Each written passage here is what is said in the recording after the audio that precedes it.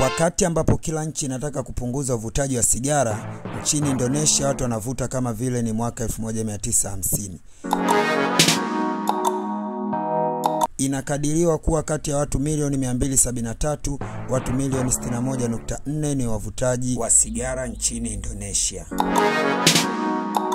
Asilimia 63 ya wanaume ni watumiaji wa sigara, huku kwa upande wa wanawake asilimia ni 5, ambayo ni sawa na asilimia 34 ya watu wote. Kwa upande mwingine, asilimia 88 ya wavutaji nchini Indonesia wanatumia sigara aina ya Kretex ambayo ina ladha ya karafuu. Idadi ya wavutaji nchini Indonesia inazidi kupanda kwa kasi. Unaweza sema inazidi kutrendi. Ni sawa na kusema huku kila mtu ni mvutaji. Matangazo ya sigara ndani ya nchi hii ni tofauti na kwingineko. Huku utakuta tangazo lenye picha ya sigara limeandikwa usiache, endelea na kadhalika. Hayo yote ni kwa ajili ya sigara aka fegi. Unawezaje kutotumia kwenye nchi kama hii? Inasadikika kuwa rais wa nchi hii amewahi kufikiria kupandisha bei ya sigara mara 2 zaidi, lakini wananchi wakagoma.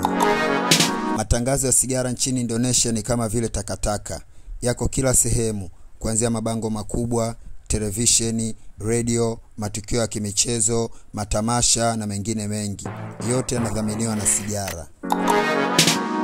Mbaya zaidi ni kwamba nchi hii haina dalili yoyote ya kubadilika kwa siku za hivi karibuni.